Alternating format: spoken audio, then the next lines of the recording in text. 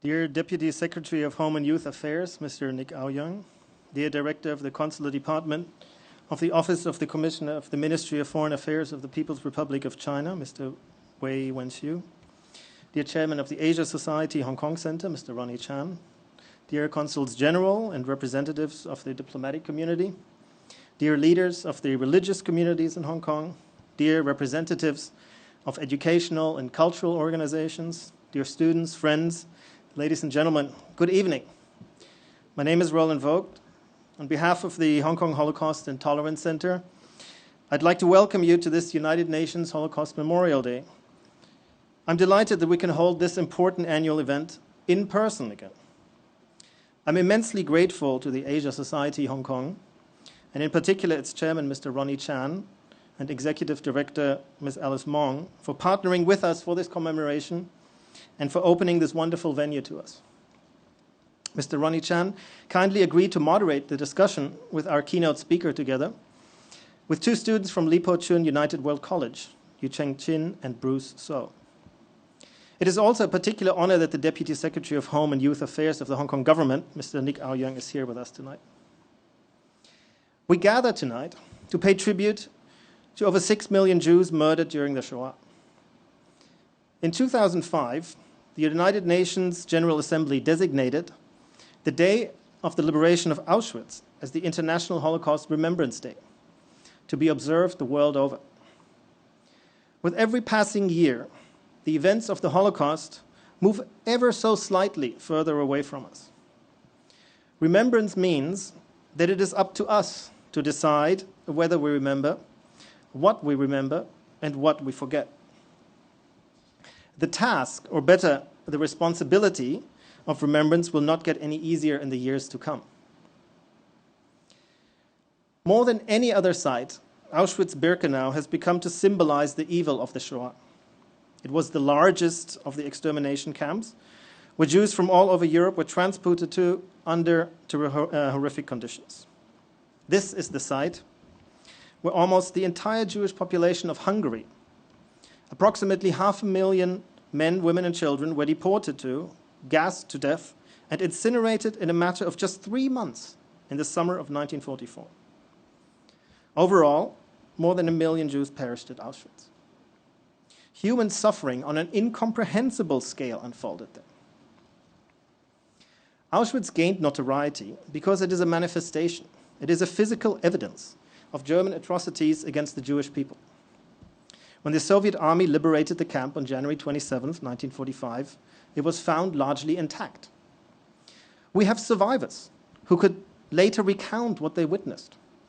We have photographs, the so-called Auschwitz album, which were taken by SS soldiers in May 1944, depicting the arrival of Hungarian Jews prior to their murder. We even have sketches of the camp's operations drawn by inmates, such as David Oller, which were later used in the Nuremberg Tri-Military Tribunal to help prosecute Nazi perpetrators. But Auschwitz and Maidanek, another camp that was also liberated largely intact, are rather unique. It is important that we also remember the victims of other death camps, ghettos, killing sites, the death marches, and countless locations of massacres, big and small. The German authorities operated other death camps, Chelmno, Belzec, Sobibor, Treblinka, that were in operation only in 1942, 1943. They were closed because they had run out of people to kill. Extraordinary measures were taken to raze these camps to the ground and destroy all the evidence so as to leave behind not a single trace of genocide, so that we would forget what happened there. This is why remembrance matters. We must not forget. We are all here tonight because we have chosen not to forget. In a few minutes, we will hear from a very special survivor. Mr. Pinchas Gutter will join us from his home in Toronto and share his extraordinary testimony with us. Pinchas' testimony shines a bright light onto the darkness of the Holocaust. This light casts away the shadows of time, of forgetting, of neglect. Pinchas helps us to think and talk about what happened, to listen, to create awareness, to discuss and reflect. One thing almost all survivor testimony has in common is that no survivor survived on his or her own. Every survivor survived due to the help of others. This is maybe the most powerful lesson for the future. If we remember and think and observe and pay attention and stay vigilant and educate and learn, we can help to push back against the toxic forces of intolerance, of hatred, of racism, of anti-Semitism, of discrimination, the same forces that enabled the Holocaust. It is our responsibility to ensure that history does not repeat itself. I would now like to invite the Deputy Secretary for Home and Youth Affairs, Mr. Nick Aoyang, to come to the stage and deliver his address. Thank you.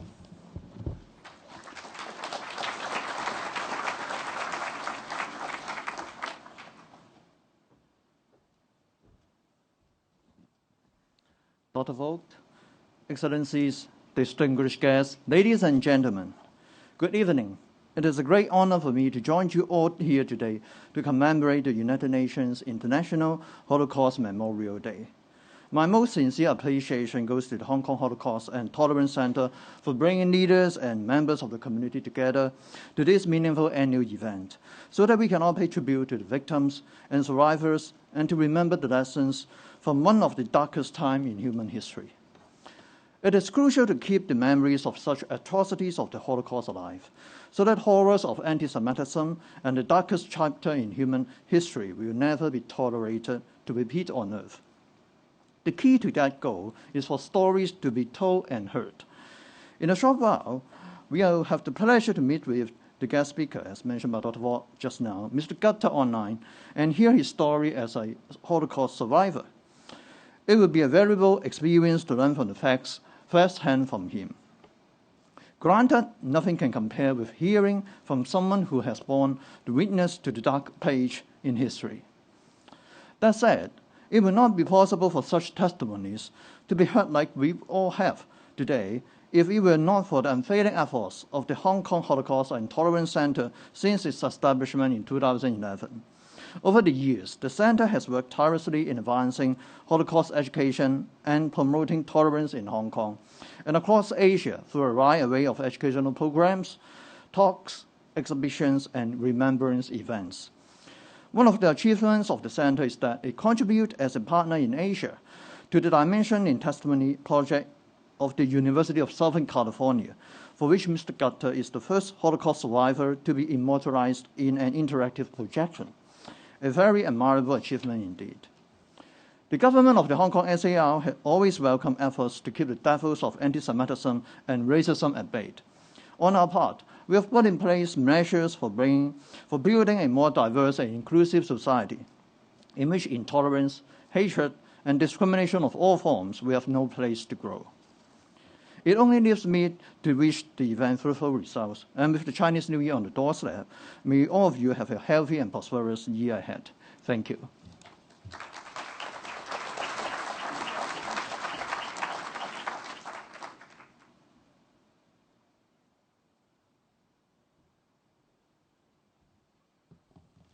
I would now like to invite the Consul General of the State of Israel, Mr. Armi Lati, to deliver the remarks on behalf of the State of Israel.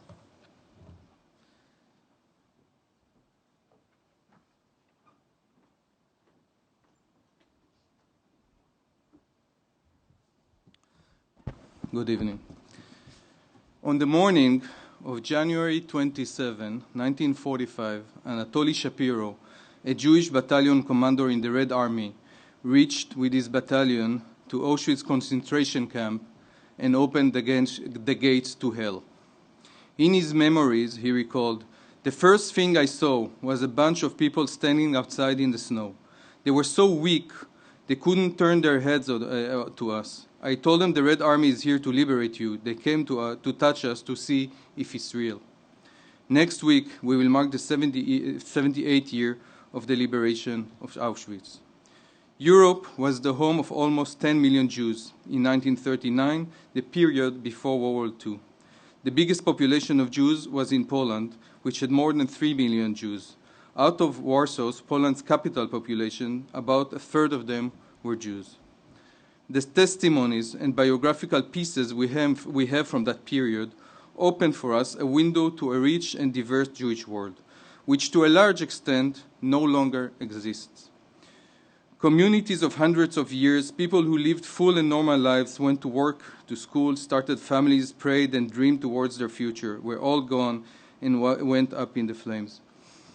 In this context, I would like to mention that only 2 months ago in an attic in Warsaw, there were dozens of new photos from the Warsaw Ghetto liquidation that were found, unique in the aspect that they were photographed by Polish and not by the Nazi soldiers.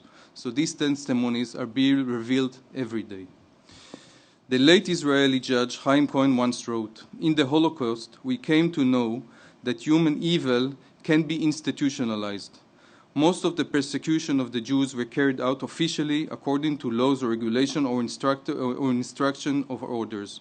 We should be aware and remember that human being caused the Holocaust." Under an Israeli diplomatic initiative in 2005, the UN declared that January 27 is marked as the International Holocaust Remember Days. It is marked to remember the mass genocide of Jews in Europe and to carry on for generations the universal lesson of the Holocaust, as well as the big warning signs of what a human being can cause to another human beings and what are the results of racism and bigotry. The Holocaust is a unique phenomenon. The main lesson for the Jewish people as well as for the rest of the world is never again. We should all work hard in order to teach future generations about the universal lessons of the Holocaust. We are all united by common heritage and above all by the commitments of the promise to remember and not to forget, especially as the number of Holocaust survivors among us is reducing every day. We are determined to continue their voices heard in order that lessons would never fade, to remember the courage of the ghetto rebels, the immeasurable endurance of those who survived the concentration and extermination camps and those who did not. The ceaseless attempt to maintain a human image in a shadow of brutality, hunger, disease, and death, and the righteous among the nation who in times of war showed the nobility of soul and self-sacrifice. We would also remember one of the only safe havens provided to Jewish people during the Second World War, during this dark time, not far from here, in the city of Shanghai. Never forget, not to forget the predatory nationalist concept in the same of which genocide was justified, the ignorance and the abysmal hatred that led people to commit heinous crimes against Jews and others who were different from them, the resistance, the cruelty, the evil, and the price they exacted. We are honored to hear today Pinchas Gutter's testimony. He is one of the pioneers of an innovative project called Dimensions in Testimony using AI technology in order to create a real life-size interactive. Thank you, Pinchas, for sharing with us your story. Before I conclude my remarks, I would like to thank the Hong Kong Holocaust and Tolerance and the Asia Society for arranging the event tonight. We will never forget our brothers and sisters who perished in the fires of the Holocaust. It is on their behalf and their memory that we are working to ensure the continuity and the strength of Israel and the Jewish people around the world.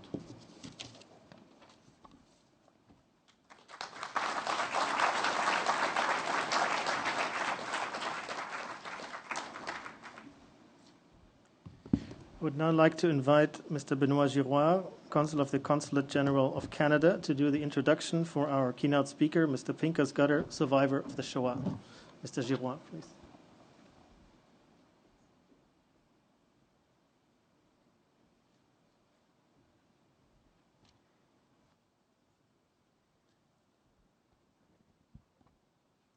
First of all, let me thank as well the Hong Kong Holocaust and Tolerance Center for inviting me on the occasion of today's United Nations Holocaust Memorial Day, as well as the Asia Society Hong Kong for hosting us tonight.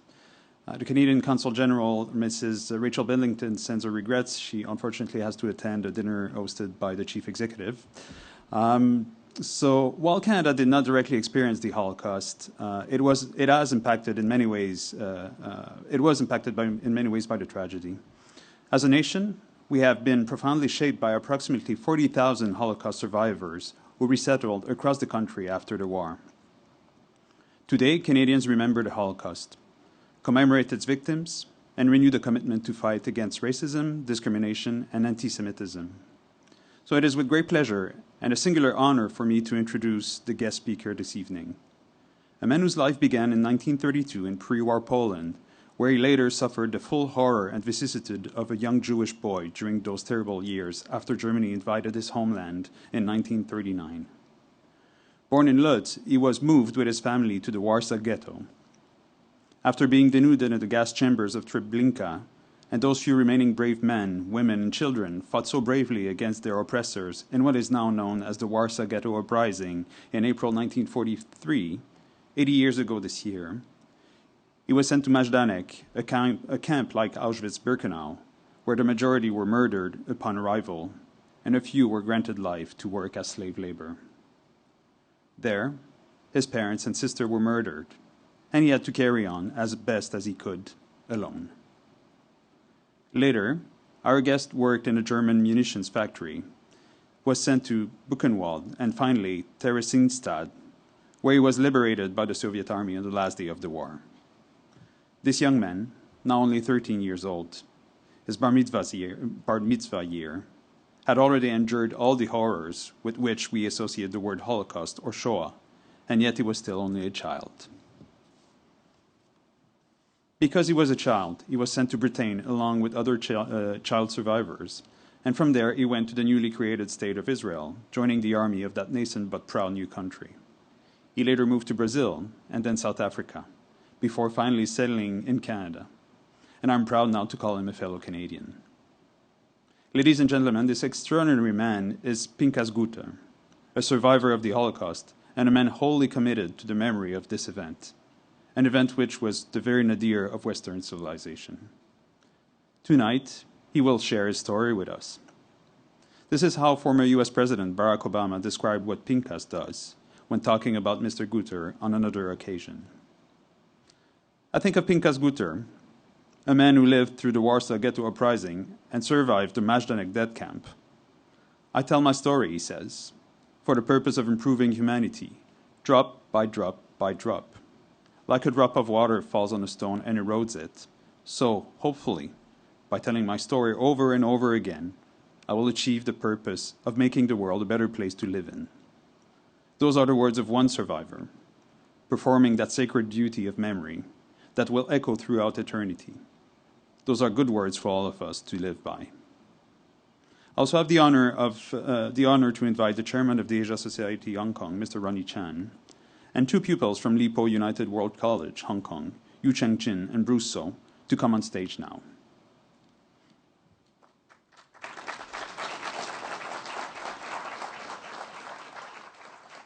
After Mr. Gutter has spoken to us, they will lead a discussion with him. Ladies and gentlemen, Mr. Pinchas Gutter.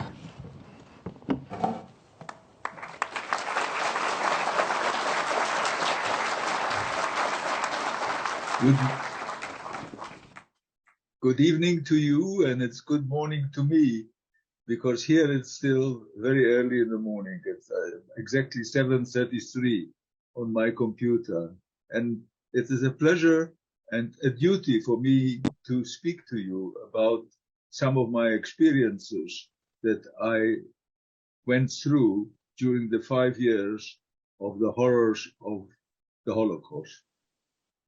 So please go ahead. You can ask me any questions, or you want me to.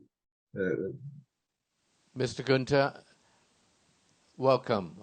I am Ronnie Chan. I'm the chairman of the Asia Society in Hong Kong. With me here are two students, and the reason we have the students here is to ensure that the next generation will not forget. Mr. Gunther, you are the 8th person we have interviewed of all the Holocaust survivors. 7 of them are actual survivors. One is a child that is the son of Mr. Sugihara of Japan. And we are delighted and very honored that you can be with us. So allow me to turn to the two students and let them ask the question. I'm just a facilitator. Is that okay, Mr. Gunther? Yes, absolutely. Very good. Okay, you already know the two young lady and young man here. They are grade 12 from Lipo Chung World United College, which is one of the top schools in the world. So who will begin? I can begin, I guess. Please do. Yeah, Mr. Gutter, it's really, really a pleasure for us to meet you and talk to you today. And we've already learned a little bit about your powerful story, and your experience at the concentration camps must have been very harrowing. And when you think back about those traumatic times, could you tell us briefly about what supported you through that experience? What sustained you through those years of concentration camp? I think what sustained me mostly, and I have to kind of go back a little bit.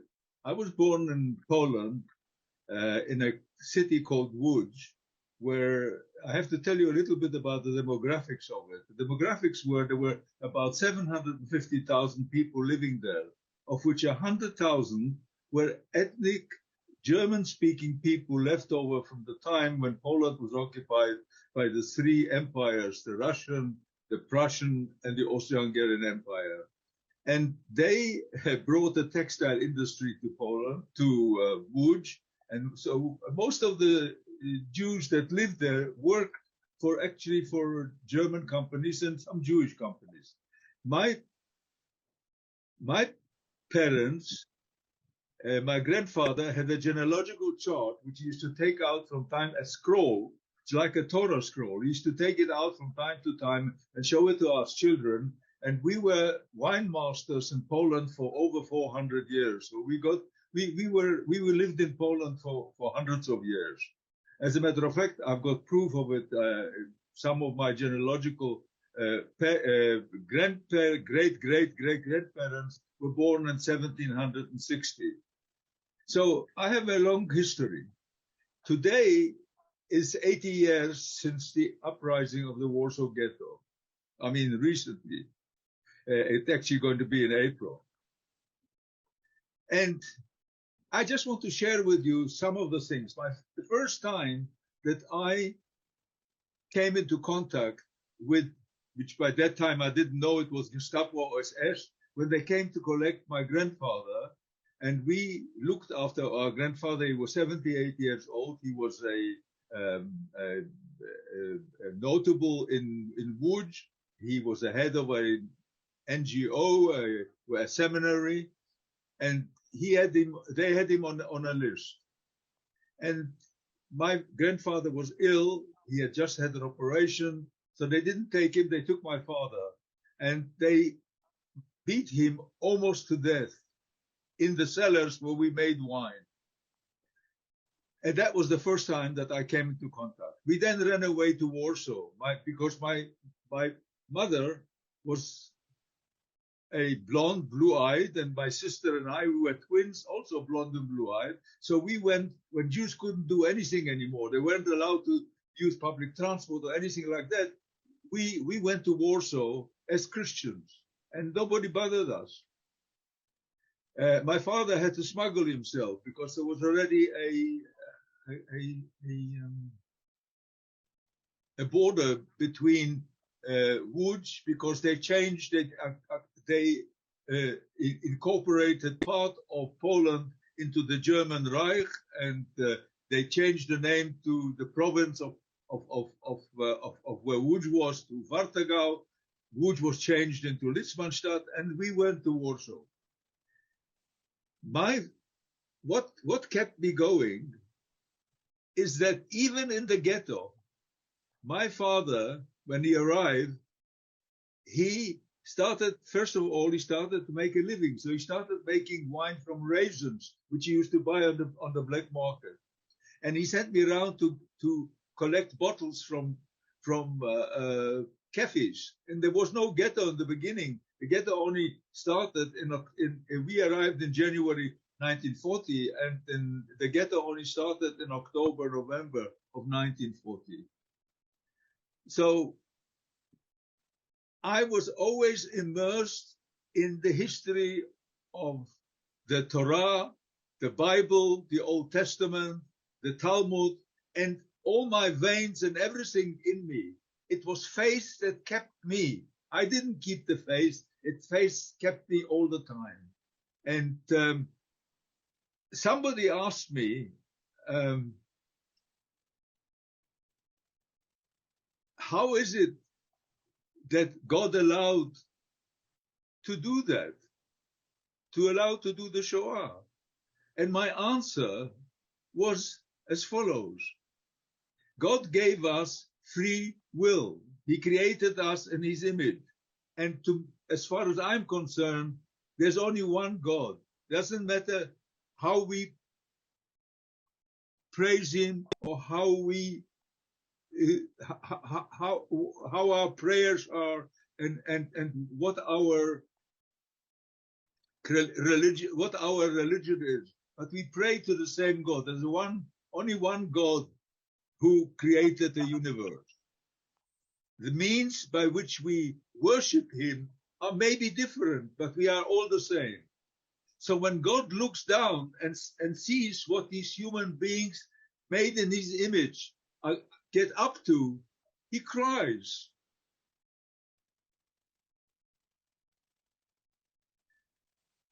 But what kept me was my ancestry, the fact that my grandparents, my great-grandparents, going back thousands of years, the Jewish religion, the Jewish culture, the Jewish pathos, the history was all part of me.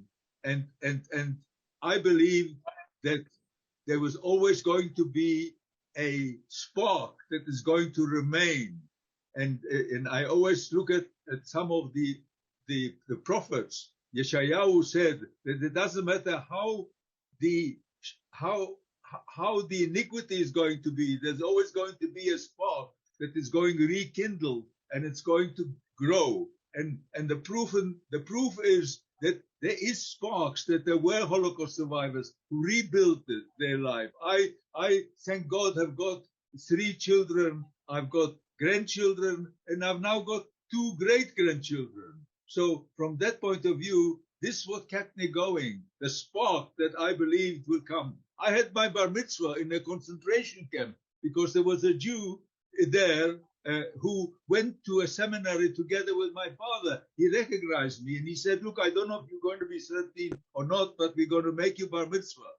And he did. In the middle of the night, at the pain of death, they decided I changed barracks with him and they made me bar mitzvah. Wonderful, Mr. Gunther. Thank you for sharing. Bruce, can you ask your question now? Testing. Thank you, Mr. Gutter, for your sharing. Given your speeches and also your sharing, right, we're very curious to why did you decide to become a public speaker on the Holocaust? Because many Holocaust survivors remain silent for years after the war. So what is your vision and what's your motive for being a public speaker? And may I add, Mr. Gunther, when did you decide to come out and start speaking about your own experience? How old were you at that time, and what caused you to do that? Well, let me tell you, I was no different to most Holocaust survivors. We suffered in silence because we had nightmares, we were poor, we worked hard, we started life having children, and we didn't want to encumber them with the horrors of the Holocaust. So we kept quiet. I mean, my wife knew that I was a Holocaust survivor, and she was my savior because, you know, when I had my nightmares at night, she was the one that kept me. She looked after the children. So we didn't speak about it. It was only in 1992, at the age when I was already over 50 years old, that I was interviewed in Canada by a woman called Paula Draper, and she was a historian at the University of Toronto. And she insisted, after me declining to give her testimony, that she's going to do a 4-hour documentary about my life. And eventually she persuaded me to do it. And it took me until 2002 to start actually speaking, when the first time I went with a bus of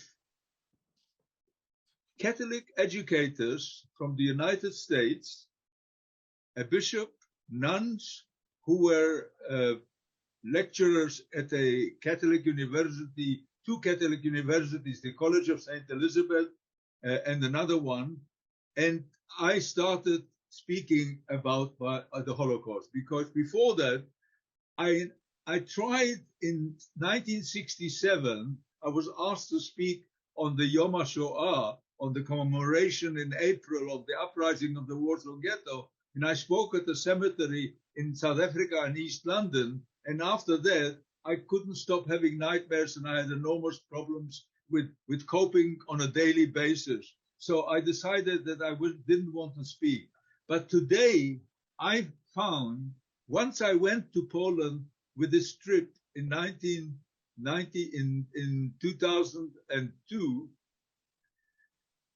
I found that being there together with my family, I took my family with, it was cathartic. I went and I said prayers at the Mount of Ashes in Maidanek, where my sister and my twin sister, my parents, my mother and my father are buried. And I managed to say the prayers, and my family were all around me. And that's when I started being able to, it was cathartic. It allowed me to share my pain and my experiences together with others. And now it became my duty.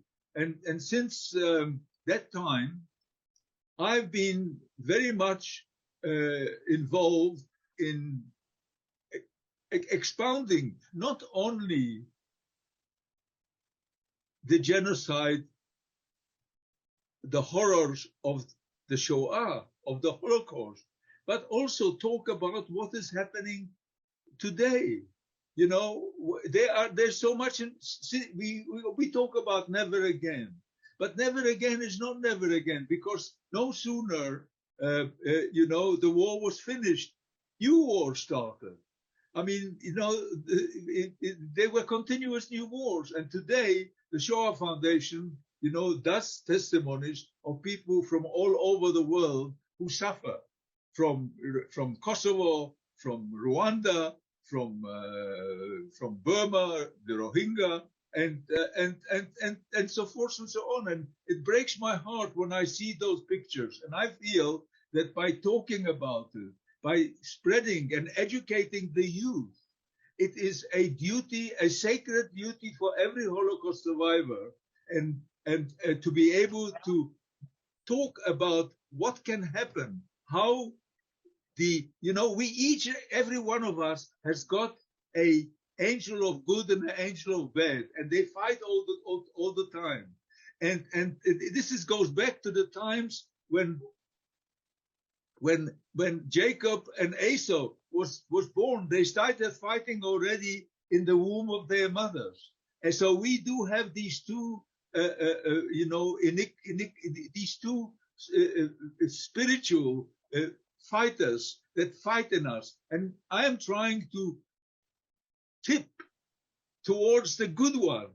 In other words, what I'm trying to do is educate the children by answering their question, by telling them my story. I mean, I haven't told you my story from the beginning here. We don't have the time. But if I were to tell you, it usually takes me about an hour to start off and tell a kind of a simple story going through. But let me tell you one thing that happened. And that is, there was a lot of goodness in the Holocaust amongst the people that were in the concentration camps. So let me tell you one experience that I had. I was saved by Jewish policemen on more than one occasion from death. In the factory that I worked in for the ammunition in Skarżysko in Poland for the Nazis, it was a factory of death. They worked you to death. Now, I had typhoid, and a Jewish policeman, instead of taking me to the Krankenstube, which was the clinic from which they always used to, it was the anteroom of death, because a truck would come and everybody that was sick was taken to the forest and shot, because if you couldn't work, you weren't arbeitsfähig, you couldn't work, then you weren't good for the Nazis. So he saved my life. Then, at the end of that camp, when the Russians were coming, there was a selection to take out all the people that weren't work, and I was in rags and everything. And another policeman took me to the police barrack, a Jewish policeman, because they were cooperators or collaborators. I'm not going to judge them. And they had better conditions. But he took me to from the rags, took all my rags off, combed me, put lipstick of his dead wife into my cheeks so that looked me healthy, gave me a hat, and dressed me properly, underpants, shirt, trousers, everything. And I went out and I was spared because the commander, the German commander, was going from row to row, pulling out people to be killed. And he came to, stood in front of me, looked at me, and hopefully he thought, well, he can still work. So he saved my life. And then no end of horror, but there was also no end of goodness in the camp, which I experienced and which everybody experienced. I don't think it would have been possible to have any type of Holocaust survivors if it wasn't for the help that we got inside the camps, not only always from Jewish kind of couples or Jewish policemen, but also from non-Jewish couples, German couples in Buchenwald. In Buchenwald, where I was, German couples, when they saw youngsters, and there was cannibalism there. I can't even begin to tell you the horrors of Buchenwald. When they saw youngsters, they tried to help them as much as they could. Very good. We have only time for one more question from each of the two students, so we'll go to Yuten. You go first, huh? Yeah. So, Mr. Gutter, I just want to say it was a very, very inspiring and powerful story. It's unimaginable pain to revisit the atrocities, to revisit the pain back then, yet you chose to stand up and educate the public. And I think that turned sorrow and anger into a power that keeps you and our generation going in a better direction. And I think you're right in that Holocaust is never a single case in history. So my question would be, what do you think is necessary maybe for our generation to do to prevent such atrocities from happening again? And what is the message that you want us to carry forward? It is said never again. Is it really never again? Is it possible never again? And how can we ensure never again? When I address young children or students, or I take mature people on, I've been 20 times on trips to Poland and Germany, accompanying people that want to know what happened. I leave them with a torch. You know, the Olympic torch, and the Olympic torch is a torch of goodness, goodness amongst the athletes, that they should compete nicely and everything else. My torch, and it's got one flame, the flame of, of being, competing correctly. I give them a flame, and I have a torch, and my torch has got lots of flames. And the first 5 flames that I tell them is no religious discrimination, no racial discrimination, no homophobia, no xenophobia, and amongst mostly no hatred. Hatred is vicious. It's pernicious. It brings about vengeance. So I give them this as a present. And I say, please take these flames and hand them over. I am giving you part of my life, part of me. You now part of me. Carry the torch and light up the world. Hand it over to everybody that you can see, and make the world a place of light. Light brings goodness. Light is wonderful. And this burning light should lift up and do away with all those pernicious things that are happening. And this is the cadeau. I speak many languages, and sometimes it comes in different. The gift that I give to people that listen to me after they heard my experiences of an hour, I hand it over to them, and I want them to spread this flame of goodness, this flame of tolerance, this flame of non-vengeance to the world. And let's light up the world. Let the world be a much better place. There should be no iniquity, no wars. No, we should try and feed poor people. We should have empathy towards human beings. We should tolerate others who are different to us. We are not really different. We are all the same. We worship, as I said before, the same God in different ways, in different signs. But we are all the same, and we must treat every person as a human being. As all we want is to have a family, is to have a little bit of enjoyment. We are born, we get educated, we have children, we have families, we eventually, pass away. But let's leave a goodness. Let goodness rule the world. Thank you, Mr. Gunther. The last question from the student goes to Brousseau. Thank you, Mr. Gutter, and I really agree. In the reality where a lot of mass violence are happening, compassion and empathy is really what we needed in our human society. And I hope that you also devoted your values and also your mission to that, and of course, hope that you can spread your, as you say, educate the fellow and also succeeding generations. My last question would be, having participated in a lot of film productions in terms of cooperating with the USC, talking in terms of realistically,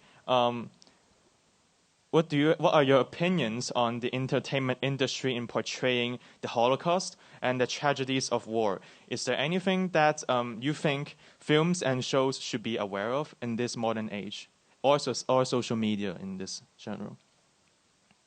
Well, that's a very wonderful question. It is a very important one. I'm not really, qualified to be able to talk about, what they should or shouldn't do. But what my feelings are is that instead of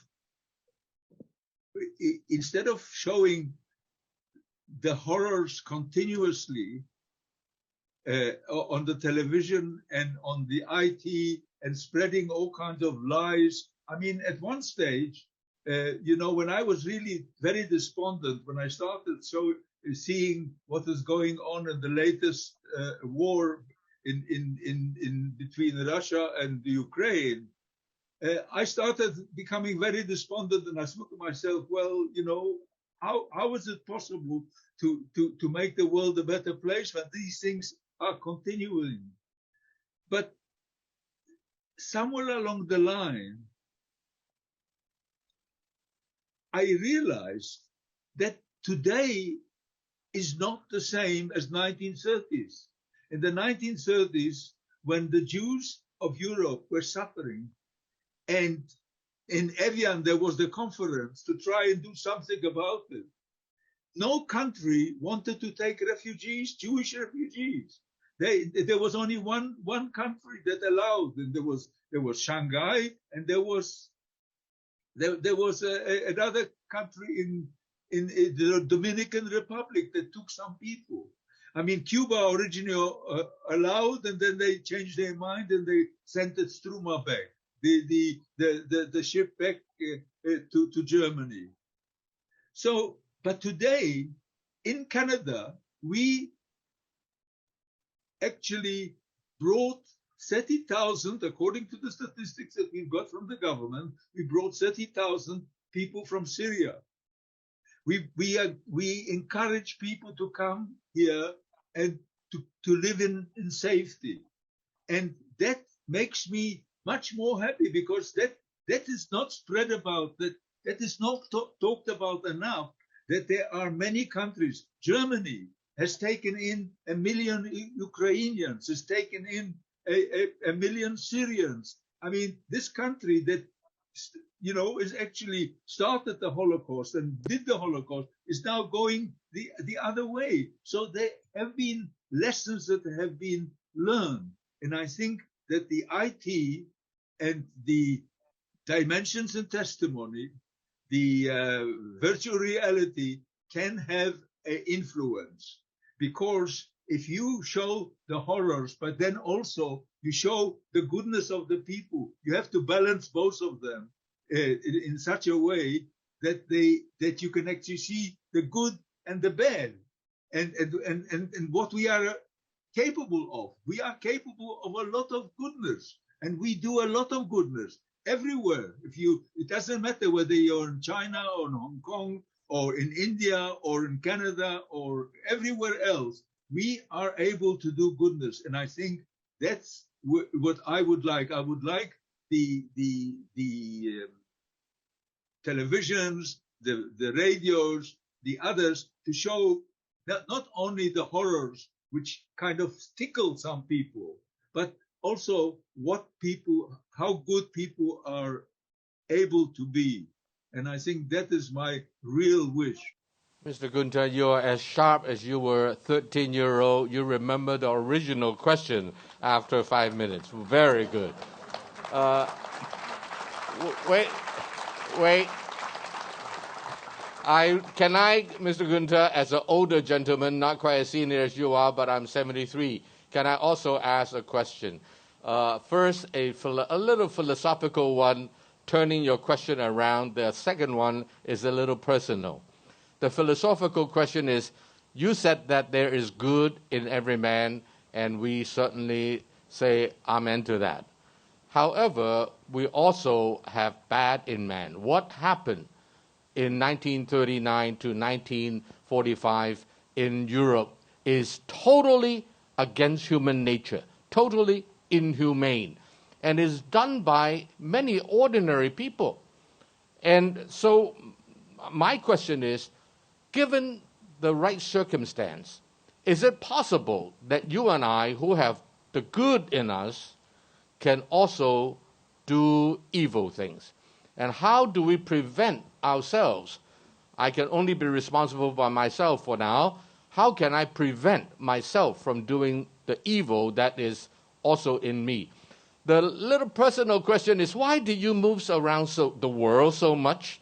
You live in Israel, Brazil, and South Africa, and then Canada. Are you seeking a better life, or are you running away from something?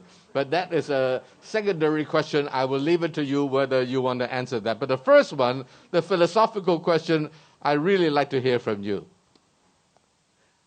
Well, the first one is actually a very difficult question, and a very valid question, and an important one. And that is that, unfortunately, we are not sufficiently educated in the sense that we can not be swayed by honeyed words by people who know how to manipulate the human psyche.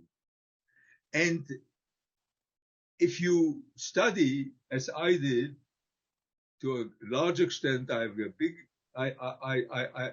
tried very much to understand what happened.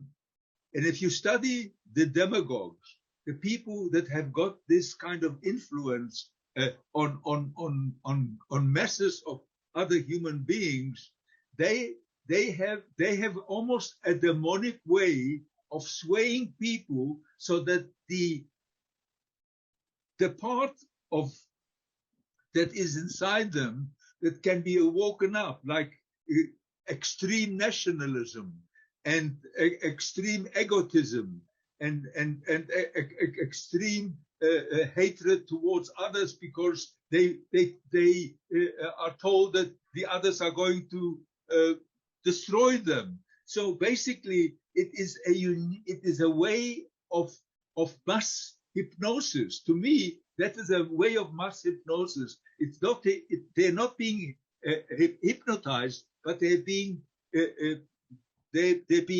educated in a way, in a kind of mass movement against whatever inside is them that is telling them this is wrong, this is wrong. And despite the fact that they realize that it's wrong. I mean, I'll give you an example. When we were on a death march, when we were walking, through German villages. The villagers used to throw. We were given no food, no water. We drank water from ditches. We ate leaves and everything to sustain ourselves. 1,500 of us left the camp in Kolditz, and we arrived in Czechoslovakia, only half of us. And on the way, so when we were walking through these villages in Germany, they threw stones at us. They vilified us. They were really hypnotized to do the bad things by this whole Nazi ideology, which brought out the worst in them, which is possible. And the moment we crossed the border into Czechoslovakia, the people from the windows started throwing food. They knew that we were hungry, and they could see. They started bread and sausage and all kinds of things and fruit. And the German guards started shooting in the air, and they said, if you continue doing that, we are going to kill you.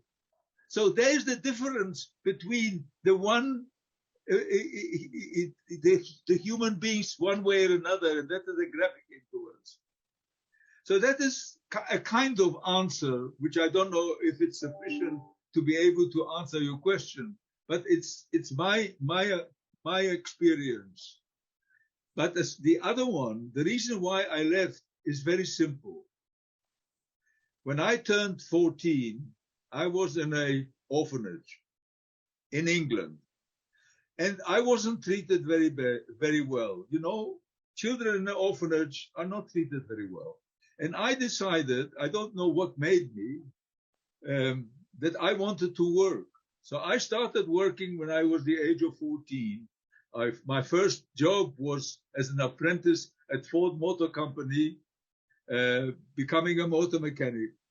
And then my lungs did something because I had pneumonia before the war, so they were weak and I couldn't work with the things. So I moved from place to place to find work, to be able to supply and eventually I got married and I had 2 children, and I always went from place to place. The reason why I moved from place to place is because I didn't want to go to South Africa, because South Africa was apartheid. And to me, it was abhorrent to be to a place. But my wife's whole family lived in South Africa. So eventually I finished up there. And that is the main reason. I was looking for work to be able to supply my children. And somebody offered me, when I was in England and I was working very hard and earning very little, they offered me a job in Sao Paulo. So I went to Sao Paulo.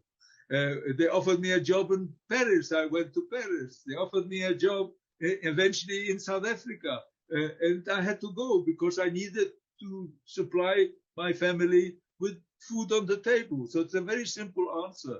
And I don't have any problems answering any personal questions because I really think it's important to a lot has been written about the experiences of Holocaust survivors during the war and before the war, but very little has been written about their travails, their experiences and their struggle after the war.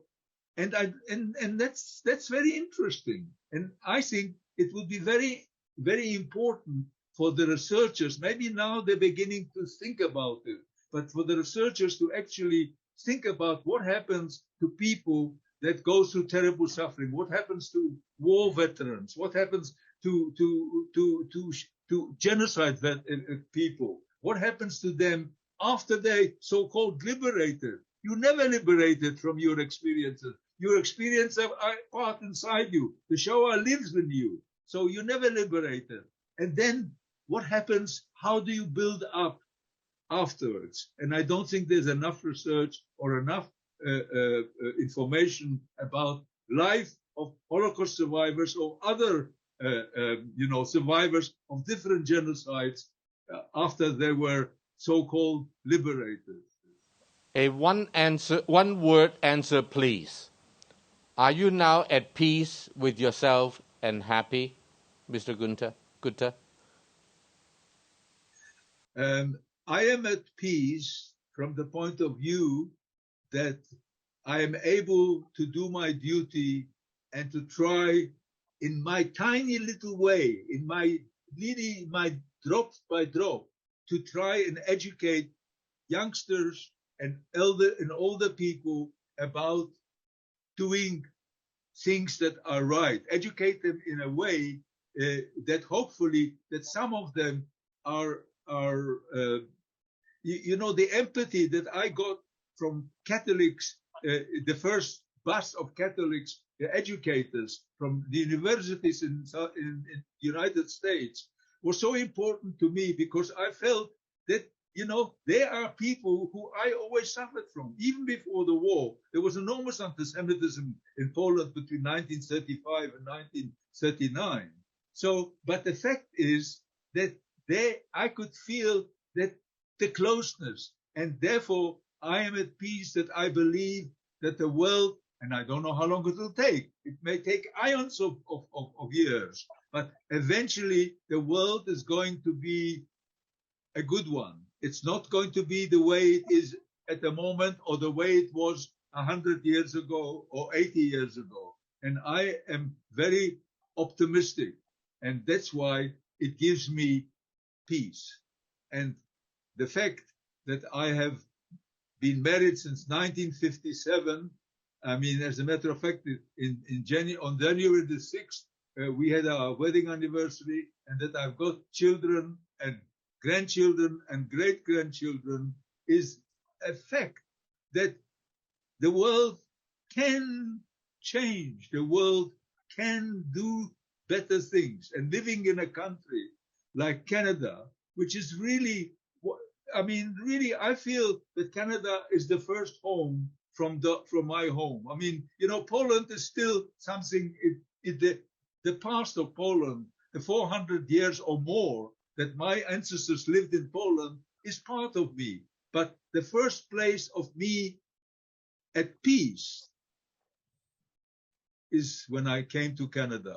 Canada is a wonderful country, and I don't think we can bless it enough.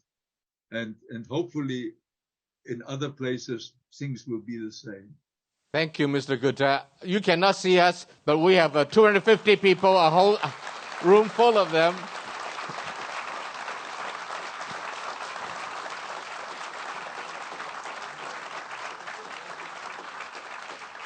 I think I can speak safely on behalf of everyone in this room that we feel that our life has been enriched by yours, by your words, and that you have been a blessing to all of us. We all consider ourselves privileged to be able to have this brief dialogue with you. We wish you well. We wish the Jewish people well. We wish the world well. Thank you very much for being with us so early in the morning, Mr. Gunther. Shalom v'bracha, a blessing and peace.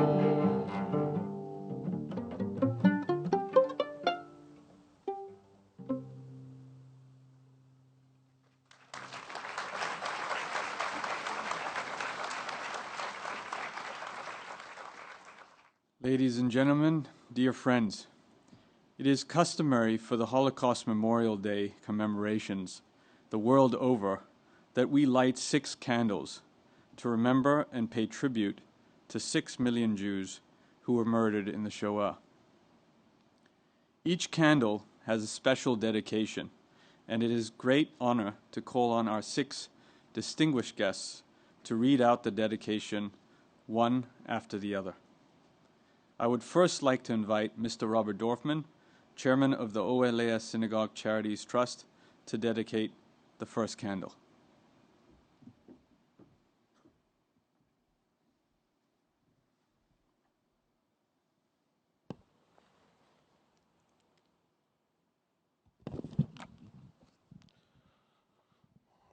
This candle is lit in sacred memory of the hundreds of thousands of Jews who were forced to leave their homes, their livelihoods, and the countries to which they were loyal, but from where they were expelled and rejected.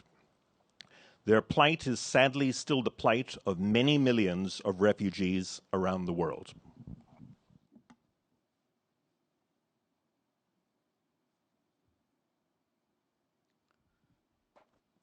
I would now like to invite Mr. Benoit Girard, Consul at the Consulate General of Canada, to dedicate the second candle.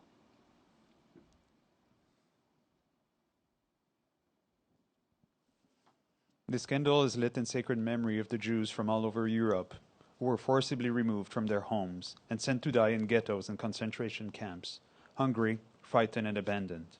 May such indifference stain the conscience of the world.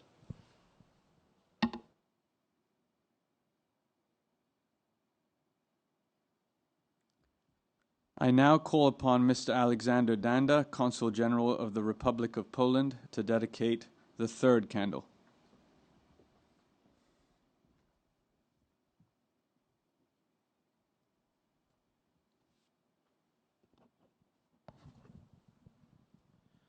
This candle is lit in sacred memory of the men, women, and children subjected to torture and degradation, pain, and unspeakable suffering, all in the name of so-called scientific experimentation in the camps and laboratories of Nazi Germany. May their suffering be a warning to all who pursue profit and progress at the expense of humanity.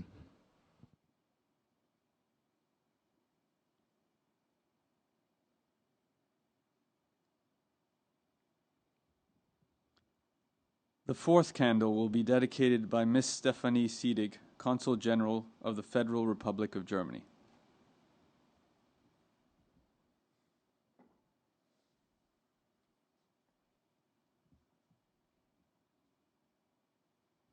This candle is lit in sacred memory of the hundreds of thousands of Jews and others forced to toil and suffer as slave labor in the camps and factories of Germany. May the dignity of labor at the heart of Torah belief ensure that all who toil receive just and fair reward.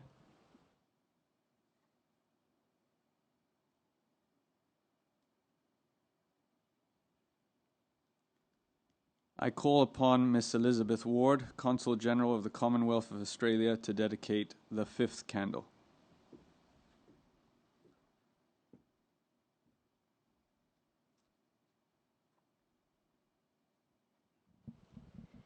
This candle is lit in sacred memory of the millions of European Jews who were murdered in the pits of Eastern Europe and in the gas vans and chambers of Chelmno, Sobibor, Belzec, Treblinka, Maidanek, and Auschwitz-Birkenau.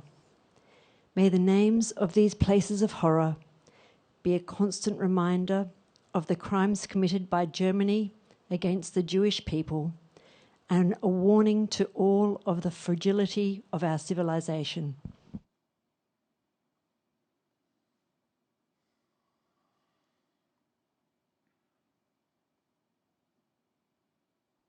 The sixth candle will be dedicated by Mr. David Loveland, Principal of the Hong Kong International School.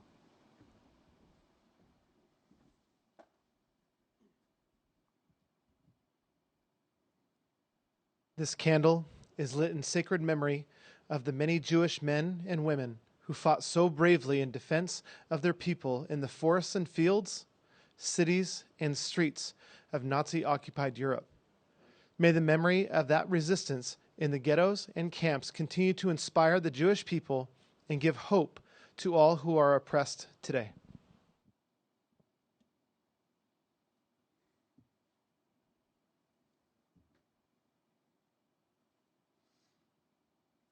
Ladies and gentlemen, if you could please all stand for a minute of silence for the victims of the Shoah.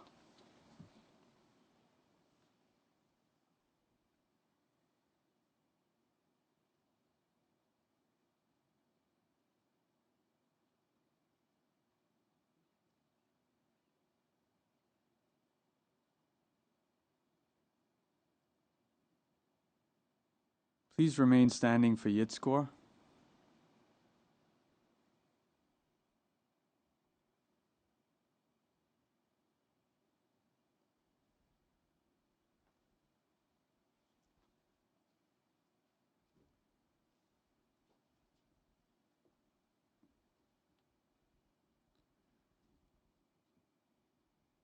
El malei rachamim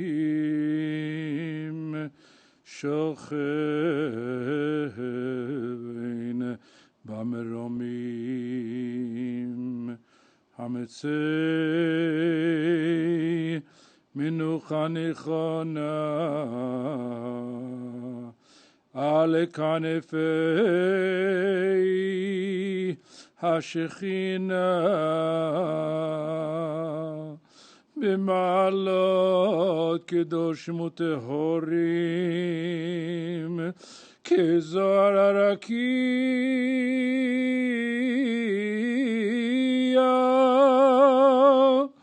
mazihirim et kol hanishamot shel 6 מיליוני היהודים חללי השואה באירופה שנהרגו, שנשחטו, שנשרפו ושנאספו על קידוש השם ביד המרצחים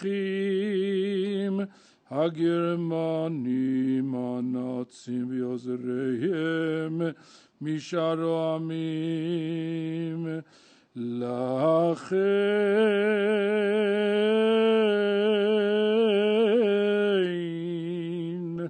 בעל הרחמים יסתירם ושאת כנפיו לעולמים ויצרור בצרור החיים את נשמותיהם אדוני הוא נחלתם בגן עדן תהא מנוחתם ויעמדו לגורלם לקץ הימין ונאמר אמן.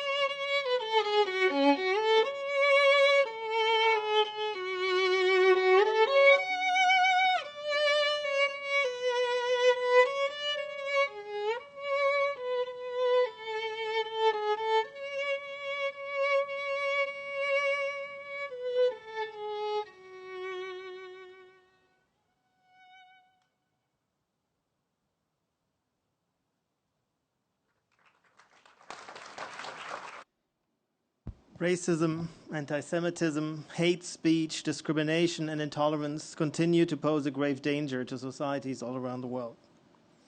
By remembering, we become aware of these destructive energies and what they lead to if they're not checked and balanced and tackled. Pinchas Gutter's testimony is a poignant reminder of how vulnerable human civilization is to genocidal violence. It is the aim of the Hong Kong Holocaust and Tolerance Center not only to create awareness and educate about the Holocaust, but also to use the past as a guide to do things a little bit better in the future. Our hope is to inspire young people to become interested and to take charge as reflective and responsible stakeholders of society. That is why we are working a lot with schools and universities, as well as numerous community and religious organizations, to emphasize what we have in common and overcome what sets us apart. Pinchas Gutter has accompanied us in that endeavor over the last year.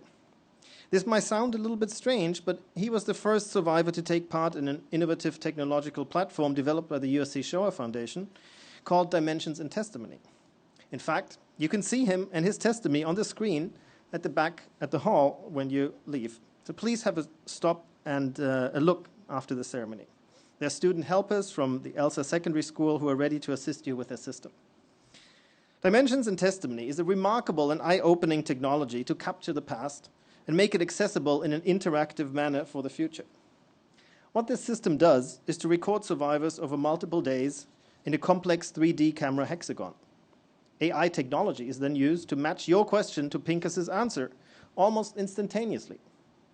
The result is a platform that allows us to bring Holocaust testimony into classrooms into an engaging, interactive, and effective way. The program is now being expanded to include survivors of the Nanjing massacre, the Rwandan and Cambodian genocides, as well as victims of war crimes in Bosnia. The USC Shoah Foundation has pioneered this technology, and we have, through a multi-year partnership with them, brought this to Hong Kong. Remembrance needs to move with the times, and this is an illustration of how 21st century technology can help us with that mission.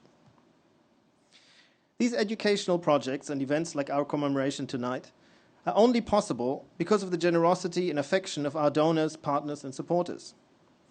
On behalf of all of us at the Hong Kong Holocaust and Tolerance Center, I want to close tonight's event by thanking all the participants in tonight's commemoration, the Asia Society Hong Kong, its chairman, Mr. Ronnie Chan, and the entire team here for hosting us in this fantastic hall and for the many years of fruitful partnership and collaboration. The representatives of Canada, Germany, Poland, and Australia, Mr. Robert Dorfman, Mr. David Loveland, Robbie Afton, Mr. Philippe Bera, the wonderful musicians, Melody Wang Jiajin and Vincent Liu Jia, as well as the students from the Li Puchun United World College, Yu Cheng Chin and Bruce So. Thank you. Our very special thanks go to Deputy Secretary for Home Affairs, Mr. Nick Aoyang, and the government of the Hong Kong Special Administrative Region of the People's Republic of China. We appreciate the government's support a lot and are grateful to you for making time to join us tonight. We're also grateful for the presence of Mr. Wei Wenxiu and his delegation from the Office of the Commissioner of the Ministry of Foreign Affairs of the People's Republic of China. I would like to express our most sincere gratitude to the trustees of the Ohalea Synagogue Charity Trust, the representatives of the Jewish congregations in Hong Kong, the Nisette and Raymond Bera Foundation, the Fok Ying Tung Foundation, as well as the host of individual and corporate donors and supporters who make our operations possible with their generosity and support.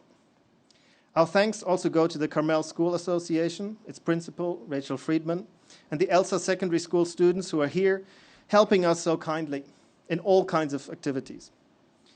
We're highly indebted to the Consulate General of the State of Israel in Hong Kong, to Consul General Amir Lati and his entire team for their unfailing and invaluable support and proactive cooperation and partnership. Lastly, I want to thank all of you for coming and joining us tonight, but also for your interest and generosity. Thank you and good night.